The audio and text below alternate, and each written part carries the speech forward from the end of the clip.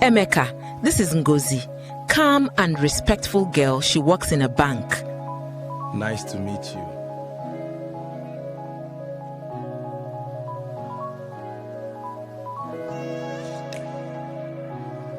Welcome to The Silent Narrator.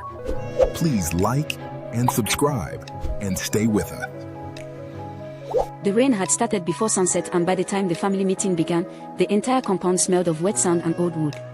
Plastic chairs filled the narrow veranda while relatives fanned themselves with folded church pamphlets. Nobody came there to laugh. Nobody came there to celebrate. Every face carried the same irritation.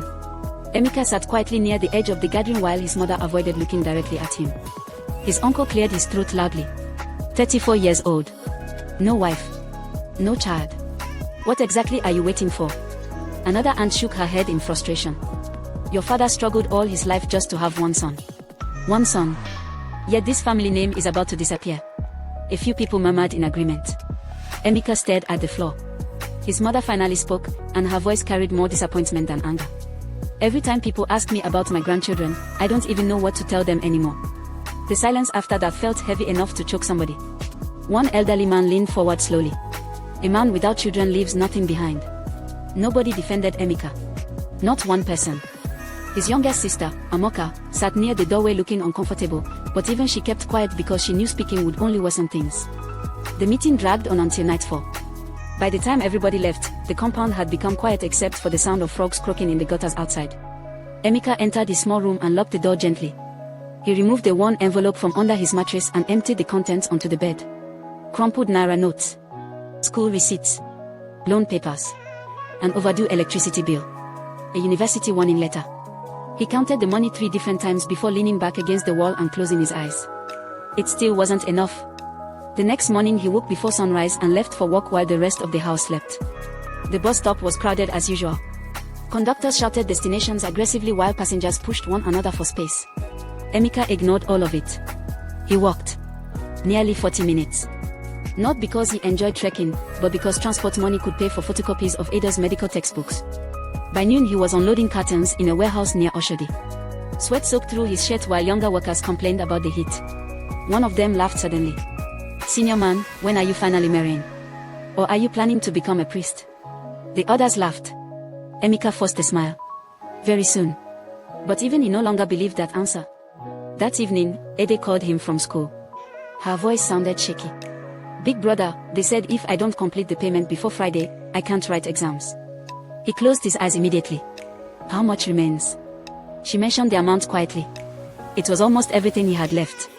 I'll handle it, he replied. Brother, you haven't even paid your own rent. I said I'll handle it. After the call ended, he remained seated outside the warehouse long after everybody had gone home. Cars moved past him endlessly. Street lights flickered. His phone vibrated again. This time it was his mother. When are you coming home? Your uncle brought a girl to see you. Emeka rubbed his forehead slowly. Mama, I'm tired. You're always tired. Is marriage a punishment? He said nothing. You think time is waiting for you? The call ended before he could answer. When he finally reached home, 3 women were seated in the living room with soft drinks and biscuits on the table. One of them smiled shyly the moment he entered. His mother stood up immediately. This is Ngozi. She works in the bank. Good family. Respectful girl. Emeka greeted politely, sat down for less than 2 minutes, then excused himself. The embarrassment on his mother's face was painful to watch. That night she entered his room angrily. What is wrong with you? Mama. No, tell me. Every decent woman people bring, you run away from them like they carry sickness. He remained silent. She folded her arms. People are talking already. Some say maybe you cannot have children. That one hit him harder than he expected. But he still said nothing. His mother's voice softened. Emeka, before I die, I want to carry my grandchildren. For a moment, he almost told her everything. The loans. The unpaid bills. The sacrifices. The nights he slept hungry. But instead he just nodded slowly. I understand. Days passed. Then weeks. Pressure continued from every direction. At weddings, relatives mocked him openly. At church, elderly women asked his mother when she would dance at her son's marriage ceremony. Sometimes she returned home angry for no reason because shame had started eating her slowly. Meanwhile, Emeka continued surviving like a machine. Morning work at the warehouse. Night deliveries with a friend's motorcycle. Weekend bookkeeping for a shop owner. Every naira disappeared into school fees, feeding money, accommodation, handouts, project payments. One afternoon he stood outside a betting shop staring at his account balance. 3,000 naira. That was all he had left after paying Chioma's law faculty dues. His own shoes had started opening at the sides. His phone screen was cracked badly. His room leaked whenever rain fell. But none of those things frightened him. What frightened him was failure. The thought of one of his sisters dropping out because of money kept him awake almost every night. Then came the worst week.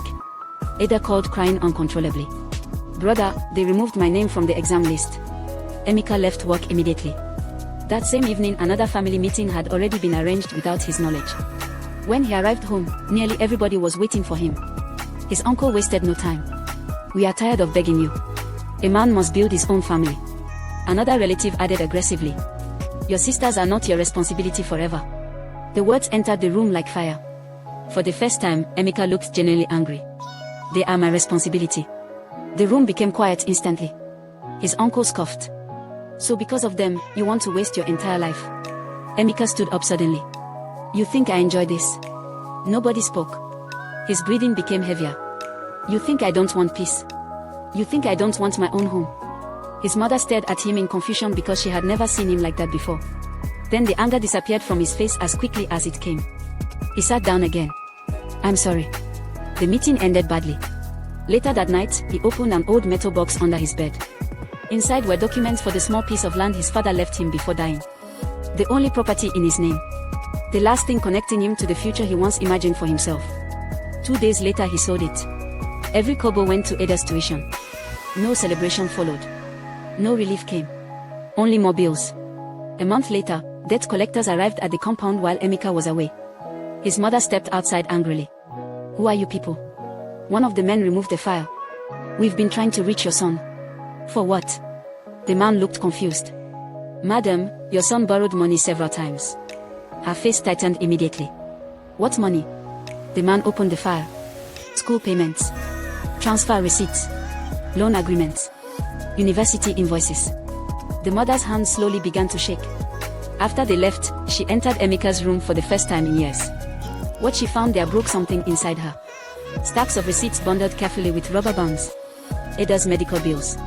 Chioma's hostel payments. Amoka's school fees. Warning letters. Overdue debts. Even an eviction notice. She sat on the bed slowly while tears filled her eyes. Then she noticed one folded paper tucked inside an old Bible. It was written in her late husband's handwriting. "Take care of your sisters." Underneath it, in fresher ink, Emeka had written, "I promised I would." When Emeka returned home that night, his mother was waiting outside his room. Her eyes were swollen from crying. "Why?" He froze immediately. She held up the receipts with trembling hands. "Why didn't you tell me?" For several seconds he couldn't speak. Then he finally sat down. "If I married early, they would have left school." His voice sounded tired. "If I started building my own family first, theirs would have scattered." Tears rolled down his mother's face silently. "You sold your father's land." He nodded. "And all these years?" "Mama, somebody had to suffer for us to survive." She covered her mouth and cried harder. For the first time since his father died, Emeka himself looked close to breaking. "I couldn't let them end like people who depend on men forever. I wanted them to stand on their own." Months later, Ada graduated from medical school. Then Chioma finished law school. Then Amoka completed engineering. Life slowly began changing. The same relatives who once mocked Emeka now proudly introduced his sisters everywhere. "My niece is a doctor. My niece is a lawyer." Nobody remembered the years he nearly destroyed himself keeping them there. Until one December afternoon, his mother received a call asking the family to gather at the old compound. When they arrived, everybody stopped walking. The house had completely changed. Fresh paint. New roofing. Tiled floors. New furniture. Even the cracked veranda where those painful meetings once happened had been rebuilt beautifully. The mother turned in shock. Ada smiled softly. "We wanted to surprise you." Chioma handed Emeka a small key. "This house belongs to you now." He looked confused. Amoka laughed through tears. "You built our lives first. Let us finally build yours." Relatives stood speechless around them. The same uncle who once insulted him couldn't even look him in the eye anymore. The mother walked slowly toward her son. Tears streamed freely down her face. "You carried this family like a father." Emeka looked away immediately because emotions had started rising too fast inside him. His mother touched his face gently. "And I spent years blaming you." Nobody spoke after that. The evening sun settled quietly over the compound while children played football down the street. For the first time in many years, Emeka finally smiled without hiding pain inside it. And for the first time, the family finally understood the cost of the future they were enjoying.